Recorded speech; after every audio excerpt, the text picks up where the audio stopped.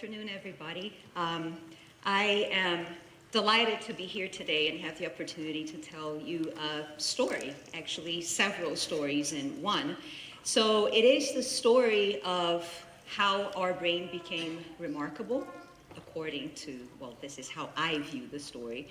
But it could also be a story of how from our biology that started becoming different from that of other species, we got technology, and how that technology in turn has contributed to changing our biology even further, and then just putting our species in this virtuous circle between biology and technology, where thanks to technological innovation that I'll tell you about, made by our ancestors, our earliest ancestors, our biology was capable of changing, and in ways that only contributed to changing what we can do with the brain that we have evermore. So I'm going to be using the word technology a lot. So let me start by defining it. When I say technology, you're probably thinking the current version of the gadget that you have in your pockets that allows you to not even have to worry about memorizing your home phone number, your parents' phone number anymore, perhaps not even your address if you don't really care about it. This is one way of looking at technology. For some other people, the thing that first jumps to mind when you talk about technology might be something like this. A card that you can plug on your wall socket and that runs purely on electricity was something that, for me when I was a kid, that totally spoke of the future. It was the thing that you would find on Jetsons cartoon, and it's something that to this day amuses my mom to no end when she comes visit me, and she asks me to, can I please be the one to plug your electric car in the wall just like you do with your phone? So that is one other aspect of technology. Maybe you think of computers, or years ago, if you're older, the height of technology once was a radio.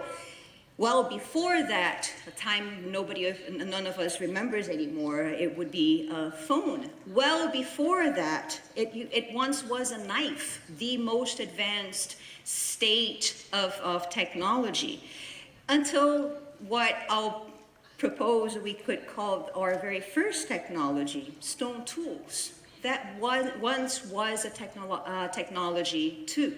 And this is the one that I'll be referring to as what I think was the first technological innovation of our species. So what do all these things have in common, and others that I'll refer to also later? This is my favorite definition of technology. It's any object, process, method, or also knowledge whose application helps solve a problem faster.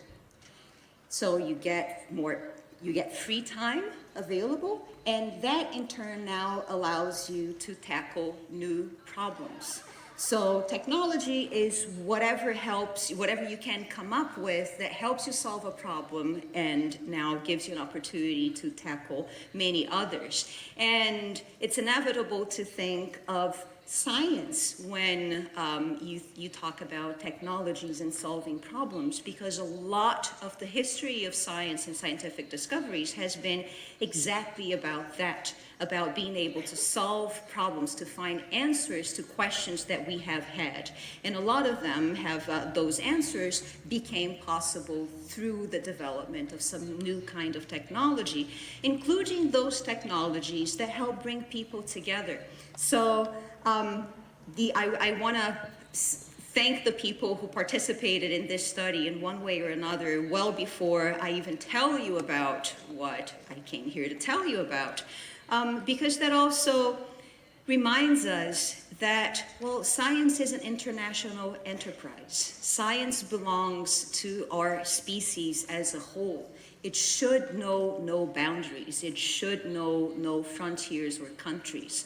And it is thanks to the technology that our species has been able to come up with that I, for instance, have been able to enjoy the privilege of working with people in all sorts of countries around the globe, people who could collaborate in the same questions, who could donate brains of the animals that they work with to the study that we did. So that is, science is an international endeavor, absolutely. And I hope you realize by the end of my talk that that too has everything to do with how biology meets technology in the history of our species. So let's get started.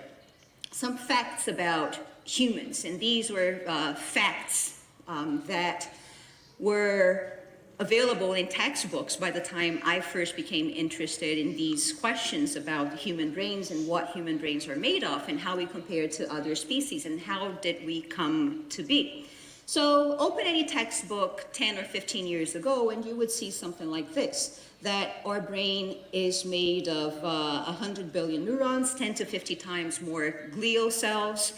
Our brain is 5 to 7 times larger than it should be for the size of our body. It costs much, much more energy than any other brain in relative terms. Even though our brain is only 2% of the mass of the body, it alone uses 20 to 25% of all the energy that powers your body per day. We also supposedly have the most developed cerebral cortex, so the top part of the brain. I'll come back to that later. So you put all this together and you realize that the common theme here is that, well, we're special. Rules that supposedly apply to everybody else seem to not apply to our species. Especially so if you consider in the history of our evolution, you see that this is today, and going back in time 6-7 million years ago, when we believe that our last common ancestor with chimpanzees lived. You see what happened to the size of the brain of our modern species here and our ancestors before us. You see that if you were to continue this line here up to about 50 or 60 million years ago, when primates, that's what we are, primates, when primates first appeared, you would see something that continues as a very, very shallow line that only with brains that only very slowly increased in size over time until something happened between 1 and 2 million years ago. And the brain of our ancestors all of a sudden became very large, very, very fast. So there's this very rapid increase in brain size in human evolution, for which there had been no really good explanation. Where does this come from? So this added to this idea that human brains are special. They're larger than they should be. They became very large very rapidly. So something out of the ordinary was happening here. And that made sense with ever-increasing list of abilities that were supposedly exclusive to our species. Like maybe we were the only ones that were capable of coming up with symbols to represent other things, to use symbols in conjunctions that represent sounds that represent ideas, and that's language, or to use symbols to represent quantities, that is numbers, or to not only use an object as a tool, but also to craft our own tools, to be able to recognize ourselves in the mirror, to be able to infer what somebody else is thinking, that is to create a theory of somebody else's mind, which is the basis, a basic requirement for deception. You can only deceive someone if you're first capable of representing inside your own head what are they thinking. And then, of course, the more boring, let's say, logical reasoning and planning. Now, the interesting thing is, although these for a while were accepted as standards of what makes humans stand apart from everybody else, the more psychologists and behavioral scientists became interested in looking past humans, looking at other species, the more they realized that not a single one of these abilities is exclusively human. A few quick examples. This is Alex, the gray parrot. Alex has since died, but Alex understood, had a working understanding of quantities, numbers, words, language. Great apes also can use, they cannot produce language like a parrot or Alex could, but they can make gestures that convey content. Crows are able to not only use objects as tools, but also to fashion their own tools. They can bend objects, they can bend wires into hooks, for instance. They can recognize themselves in the mirror. If you make a mark on their face, they will spend time examining that spot on the mirror, just like we do. And they can also plan ahead and prepare for a future day. This is the example of a chimpanzee in a zoo in the Netherlands. There was this one particular caretaker that this chimpanzee really, really did not like. And something that they realized this chimpanzee would do was just make his own stash of stones and just keep it out of sight secretly, waiting for that one day when that one caretaker would come see him, and then he would just throw all the stones at the caretaker. So if that is not planning ahead and recognizing, having something against this one particular person, I don't know what would be. So what we have here is this theme of a difference in not quality, but quantity. Maybe what really distinguishes our species from any other species is not what can we do that nobody else does, but rather how well can we do these things that maybe everybody can do to some degree. So just to illustrate that, let me just show you a quick video. You are gonna see a chimpanzee playing a video game. This is a video game that Ayumu, this chimpanzee, loved playing.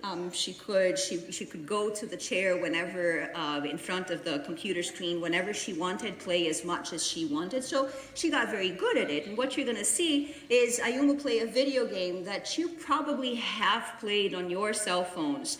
You're gonna see numbers from 1 to 9 flash very rapidly on the screen. And as soon as they appear, they're gonna be covered by white squares. And your task, or Ayumu's task, is to touch those squares in the exact order of the numbers that appeared on the screen. So let me know if you would be able to do this as well as Ayumu does.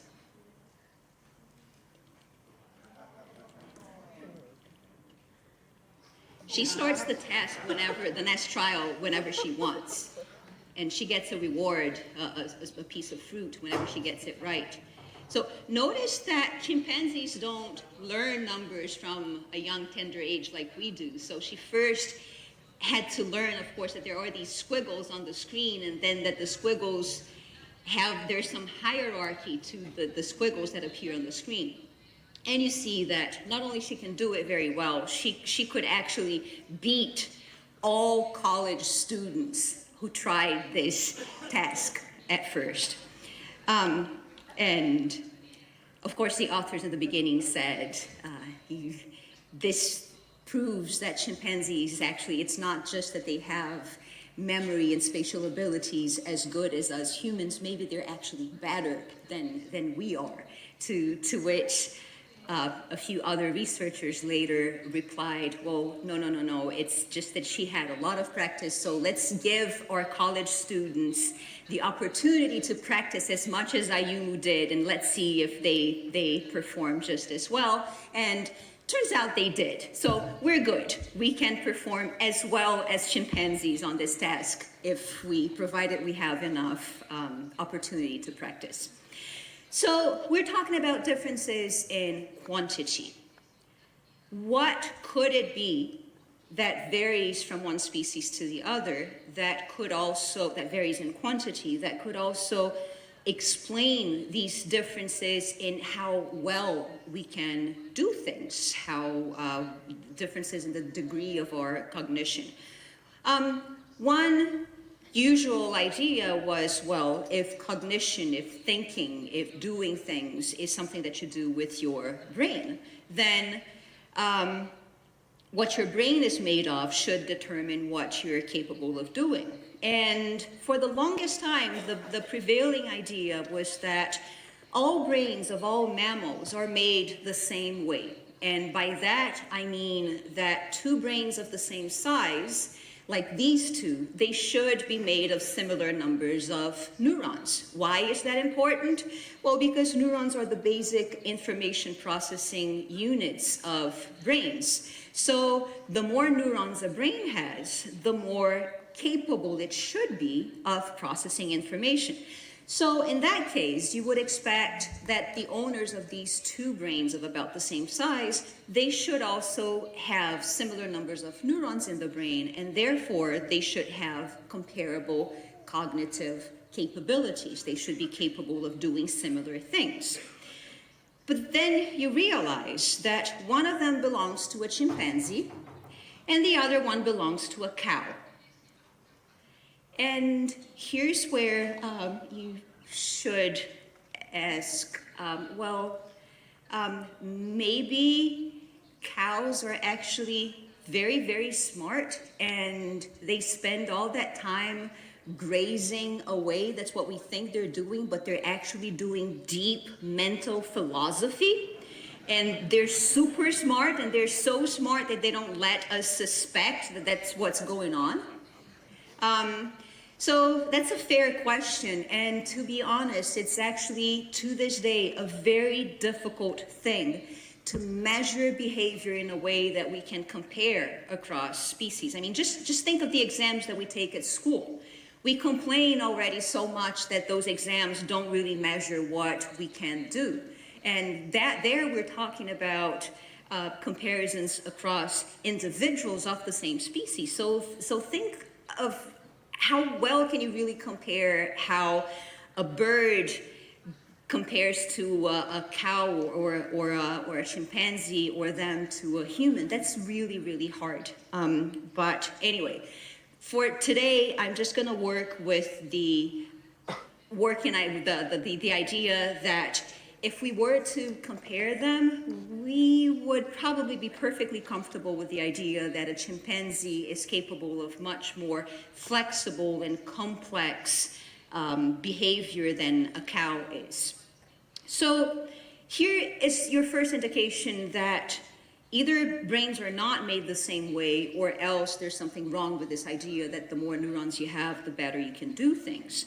The other piece of evidence that there's something quite wrong going on here is that if all brains were made the same way and more neurons gave you more capabilities, then whoever has the largest brain should also be the most capable. And here is where it gets really vexing, because we love to think of ourselves as the species that is the most capable, and yet we're nowhere close to having the largest brain around. Elephants, for instance, have a brain that's 3 times the size of ours, which is why for a very long time, the usual explanation that you would find in the literature for how we compare with other species was something like this. Well, sure, maybe their brain is bigger than ours, but ours is better. And maybe it's better in that it is bigger to the size of our body than it should be. And the only reason for arguing that was that for a very long time, the measuring stick for humans was gorillas, the other primates that happen to be much larger than we are in body size. So because of that difference, you would expect that the gorilla brain should also be larger than the human brain. And that's simply because usually the bigger the animal is, the bigger the brain that you find in their heads, whereas it's actually the other way around.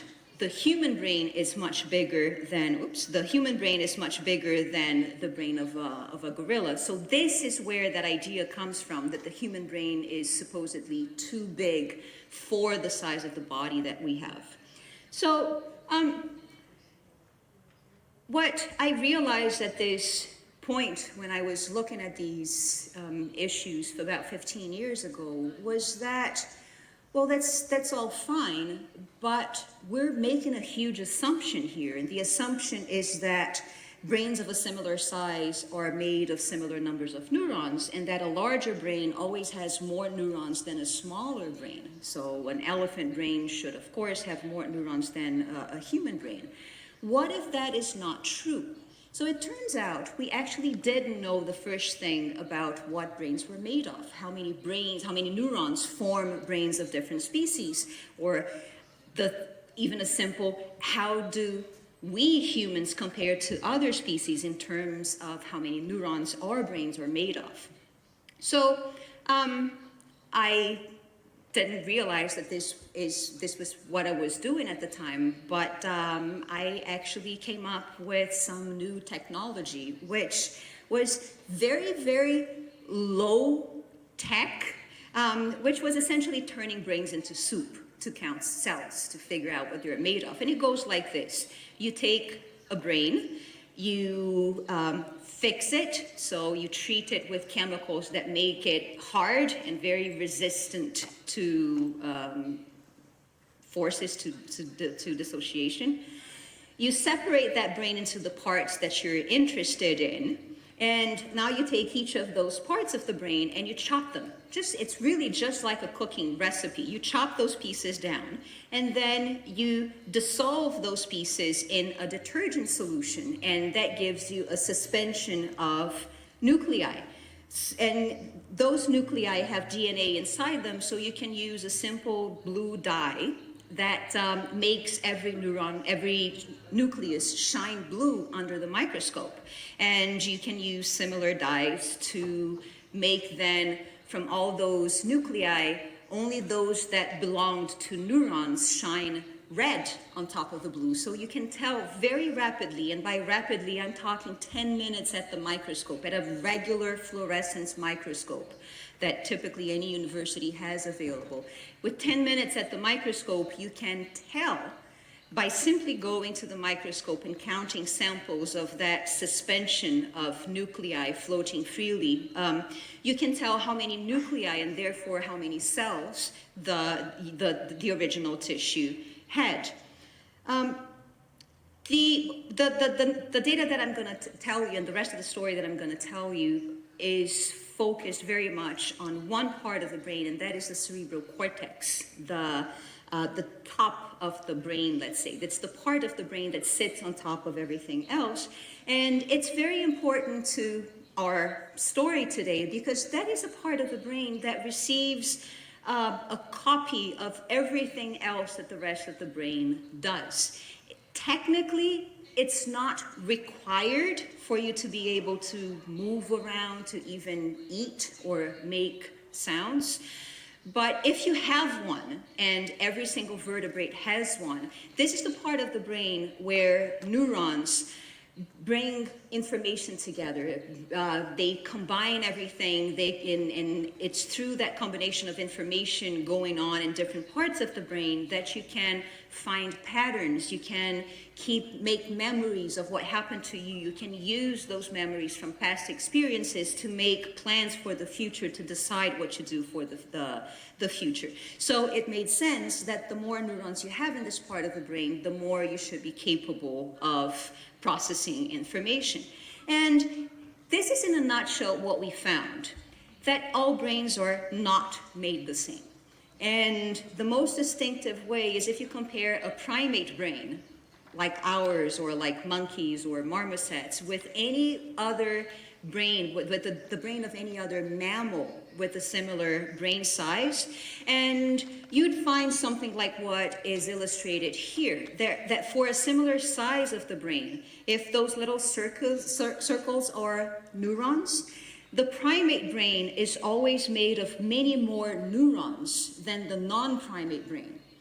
And the reason for that is that as other species before primates appeared, as mammals gain neurons, those neurons start getting bigger and bigger, but not primates. If you're a primate, as new species appear with more neurons in the brain, those neurons always keep the same average size. So the consequence is that even when you look, or actually especially when you compare at brains of a similar large size, say like a chimpanzee and a cow brain, you would never guess from looking at their similar sizes that the brain of the chimpanzee actually has about 3 or 4 times as many neurons as the cow has in the cerebral cortex. So primates are different. Not all brains are made the same way. The primate cerebral cortex always has more neurons than you would suspect for its size. Now, knowing numbers of neurons that make the cortex and the brain of different species, then we could ask the question, how do humans compare? And with the numbers that we had, we could write simple equations, just very simple math that describes what is the relationship between how many neurons, say, a rodent or a generic primate has in the brain, and how large that brain is. So here you have those equations in green for rodents and in red for primates. So now that since we figured that for humans, on average, you have not 100 billion neurons, but 86 billion neurons. And by the way, for those who notice that, 86, 100, that's very similar. Isn't it really similar? No, it's not. The 14 billion neurons that are missing are a whole baboon brain and change. So that's a really large difference. But anyway, so once we found that the average human brain is made of 86 billion neurons, then what we can do to simply find out how do we compare to what a rodent would look like or a primate would look like that had 86 billion neurons in the brain is simply solve these equations for 86 billion neurons. And this is what you get. A generic rodent with 86 billion neurons in the brain would have a brain of 36 kilos. 36 kilos is an 8-year-old kid. The entire kid is a brain, imagine that. So that's something that's not feasible. You could not have a brain that big. It would be similar to making flan that weighs 36 kilos. It would just collapse under its own weight. But anyway, so a rodent that did have 86 billion neurons in the brain would have this impossibly sized brain in a body the size of the body of a blue whale. What does this tell us? Well, to begin with, it tells us that we are not rodents. This is not what we look like. So yes, compared to rodents, we seem very special indeed. And there's an added bonus here that means that if ever somebody came up with a rodent mutation that made a ridiculously large rodent with a very, very large brain, we would probably still not have to worry about it because it would just be very large, but it would have very few neurons in its brain. So we're not a giant rodent. Are we just a large primate though? So you solve those equations for 86 billion neurons, and you find that a generic primate that had 86 billion neurons in its brain would have a brain of 1.2 kilos or so, which is just right, in a body of some 60-something kilos, which is, again, just right, which means that we are that generic primate. We have a generic primate brain that is put together in very much the same way as any other primate brain. I love to think that this is something that Darwin would have appreciated, the idea that the knowledge that his brain was very much made in the image of other primate brains. So what does this mean? That means that if you have even a fairly large brain like that of a giraffe, it would still have only as many neurons as you would find in the much smaller brain of a monkey there on its back. Or actually, if you compare the human brain with an elephant brain, you realize that even though the cortex of the human brain is only half the size of the cortex, of the cerebral cortex of the elephant, we have 3 times as many neurons in the cortex than the elephant, even though our cortex is smaller. So this is where we stand compared to everybody else in numbers of neurons in the cortex, even though our cortex is not the largest. By our accounts, even whales, doesn't matter how large their cortex is, they still have fewer neurons than we do. So somehow in our evolution, we became that one primate species that has a lot of neurons in the cortex. And that's simply because we have a primate cortex, not because we're special in any way. Now, here's where you might be wondering, well, but you said, how does this work? Because you said that typically larger animals tend to have larger brains. And you said that we are the primate with the largest brain, but we're not the largest primate. So how come gorillas are much bigger than we are, but they don't have more neurons than we do? We have more neurons than they do.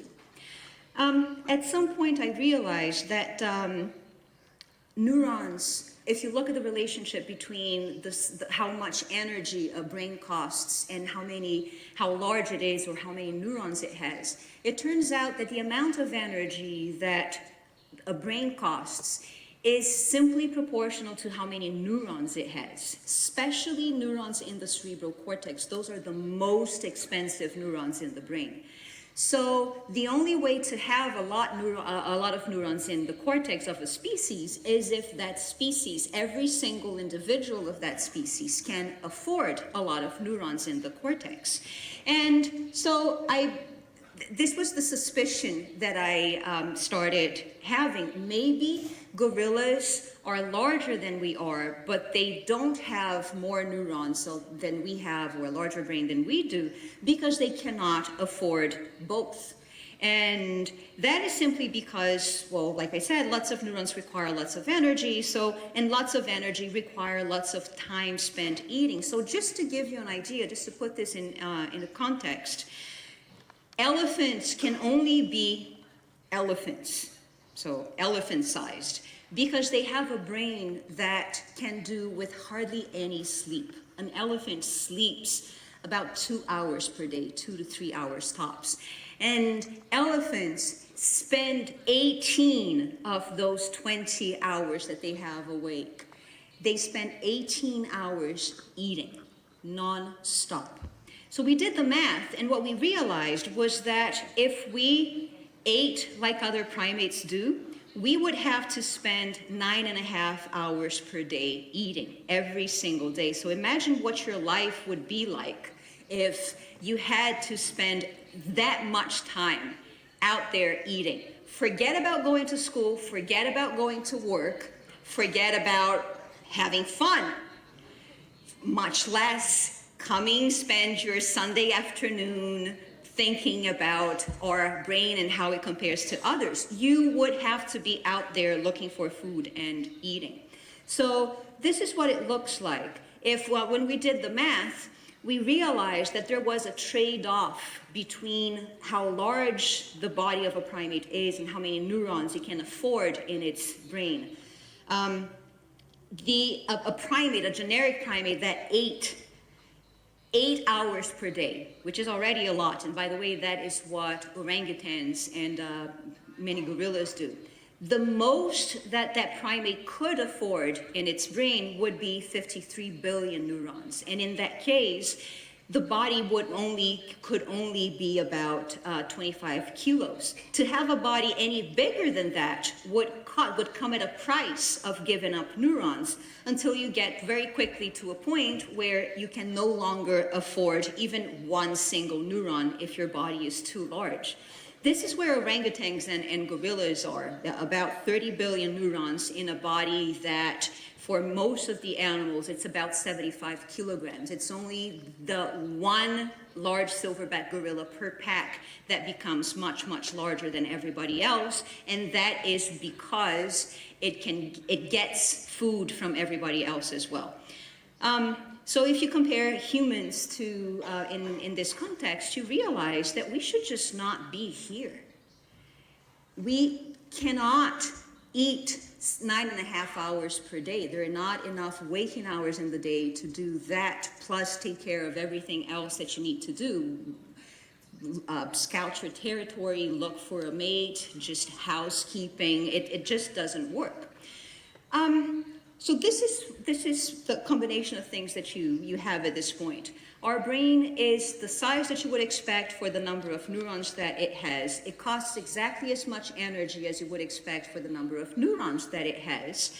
That energy cannot be afforded on the same diet that other primates to this day still eat. So how did we get here? How did we manage to afford this brain that costs way too much energy for anybody else to afford?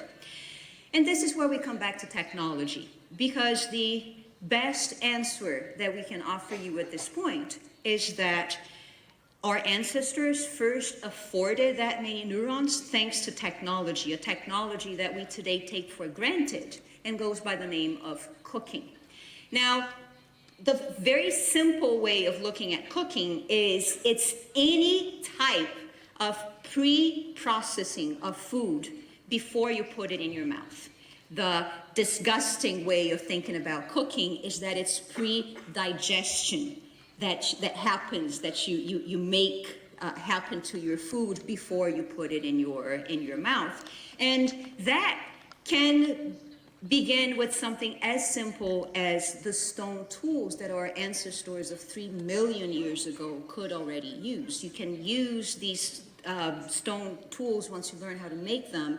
You can use them to cut meat, to cut through hide, leather. You can cut meat, you can mince it, you can crush roots that would otherwise be really hard to eat. So that by itself, that kind of cold cooking, cold modification by itself already starts transforming food and makes it much more easy to chew and to swallow and to digest. But things get exponentially better once our ancestors learned to control fire and use that fire controlledly to modify the foods that they eat, which, by the way, also makes food delicious. And we know now that even other primates prefer cooked food to raw food if they have a chance. By the way, that explains why if you ever make the mistake of sharing your cooked food with your dog, there's no going back ever. They learn that is so much better than anything else that you could give them, right? So imagine that something very similar to that happened to our ancestors once they realized that modifying their food with fire made it delicious, but also made it much softer, easier to chew. So the consequence was that when you eat cooked foods, you can eat more in less time. You get more calories from the same food because now that the food is soft, you swallow it completely turned into a pulp. And when it gets to your stomach and your intestines, it's completely exposed to your digestive enzymes.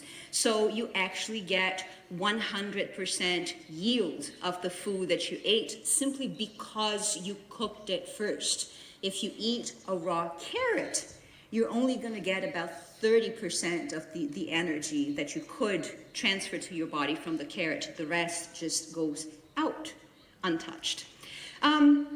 What is so important about this is that it gives you, cooking is a technology, is a very early technology in our history that, like any other technology, gives you free time.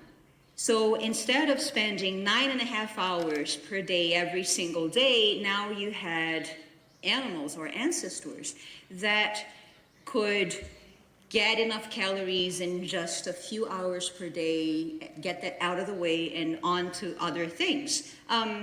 This is my favorite TED Talk ever by Hans Rosling. He was physicist and mathematician, a Swedish physicist and mathematician. He unfortunately died last year. But this is a very short, it's just 9 minutes long. This is a very amusing TED Talk where he explains why he thinks that the washing machine was the most transformative piece of technology ever. And that is exactly because all of a sudden, instead of having to toil away washing the family's clothes, he saw his mother now touch one button and be able to go use that time to learn another language, to read books with her kids. So that is the transformative power of technology. So in that context, think of what cooking must have done for the brain of our ancestors. Once getting enough energy, once having, maybe by chance, a little bit more neurons in your brain is no longer a liability, is no longer limiting, but actually can become a benefit. You have this coincidence right there between the appearance, the development of these stone tools that could also be used for cooking and then cooking with fire, and that very, very sharp increase in the size of the brain of our ancestors. So this is the best explanation we have right now for how come our brain and our brain alone happened to get so large, so fast, with so many neurons. And so the rest is history. We went from eating raw foods like anybody else to having culture, agriculture, a civilization that has division of labor and has grocery stores and markets where you can just go in and get what you want, especially once you have electricity that allows you to store all the food you want in your fridge in your own home, or so you never run out of food if you don't want to.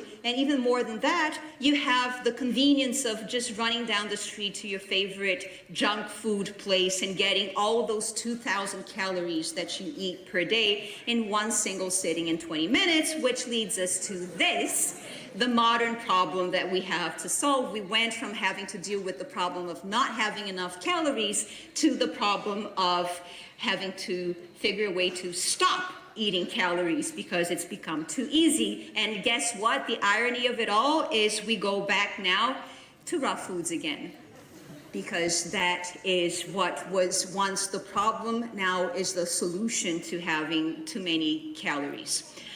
All right, so this takes care of explaining how we got to have the brain that we have today. What I haven't told you yet is that this part of the story, at least the biology part of it, it really stops 200,000 years ago. 200,000 years ago, not that evolution stopped, it didn't, but 200,000 years ago, our ancestors already had brains that, to the best of our knowledge, looked exactly like our brains look today. They had a similar size, presumably they had similar numbers of neurons. So that means that in terms of biology, they were similar to what we have today. And that is what I mean by capability. With the biology that our brain already had 200,000 years ago, it must have had the same capabilities that we have today, the same information processing power. But that is still a long ways away from having the abilities that we have today. And those abilities have to do with technology and the cultural transmission, like Hans Rosling pointed out so well in his talk. What do abilities have to do? How does this still relate to how many neurons you have in your cortex? Well, like I said, if the cortex is the structure in your brain that sits on top of everything else and receives all copies of all this information about what's going on, and then is capable of combining everything and generating complexity and adding flexibility to your behavior, then the more the neurons that you have in your cortex, the more capabilities you should have. Very much like when you play with Legos.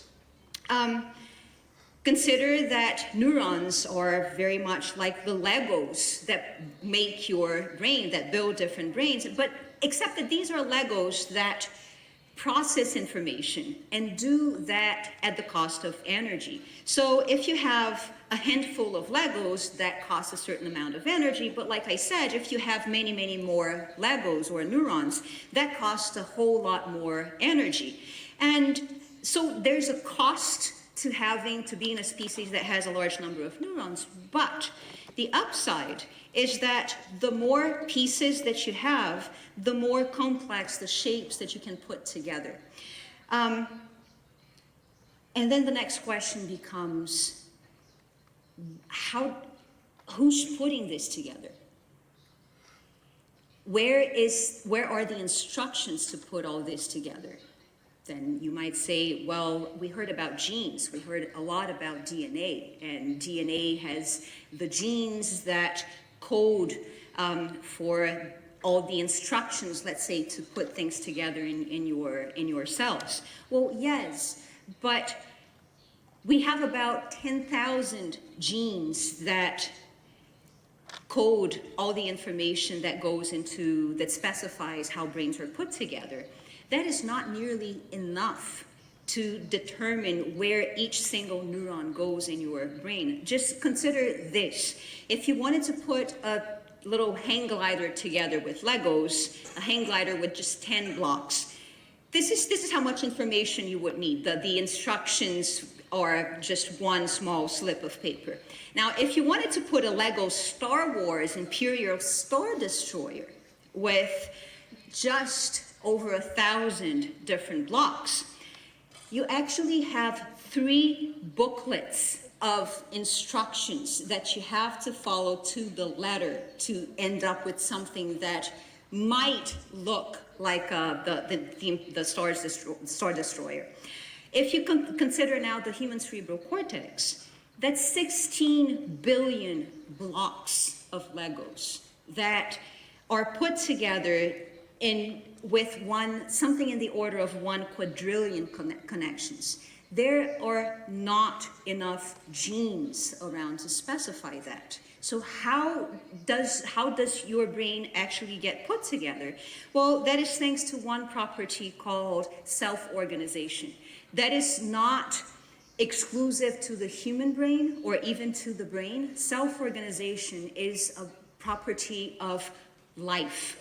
Biology, anything that you see in biology is capable of self-organizing to some point.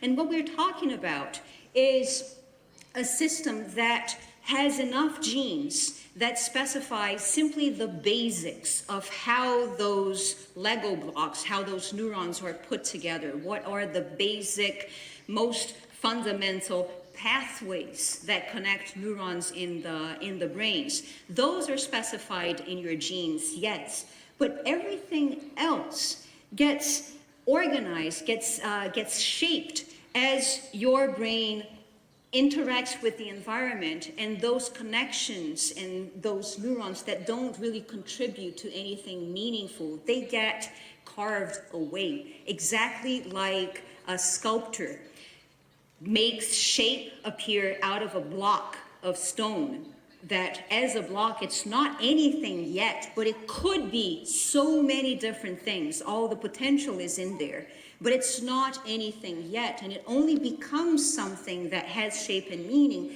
as the irrelevant pieces get carved out. That is what happens to our brain during development. Each and every one of our brains here in this room started out as that large mass of potential of raw material that wasn't anything yet, but could become pretty much anything, depending on how it self-organizes, depending on the information that it gets from the environment as we interact with the environment. What this means is that a lot, if not most, of the information that shapes our brain comes from outside our brain, comes from our environment, comes from our interactions with the world, with other people, with what we learn from other people.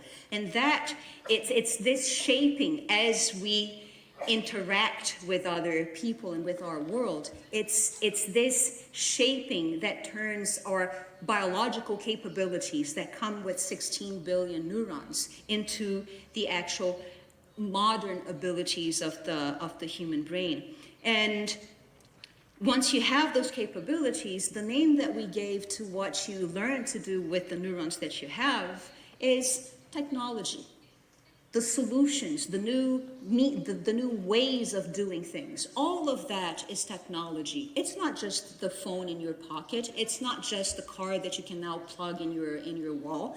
Any type of method or procedure or objects that you use to help to solve problems in your day is a technology.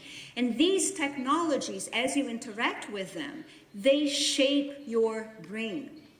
So it's these technologies that lead to that help turn each brain from just the biological capabilities that it had into the very particular set of abilities that one brain, that one person has, which in turn, of course, leads to more technologies, right? The more abilities you learn, the more you develop, the better the use that you start making of the neurons that you have, the more abilities that you come up with. And this is where teaching comes in, where we also learn that the technologies that we develop ourselves, the new solutions that we come up with for our problems, can be passed on to others.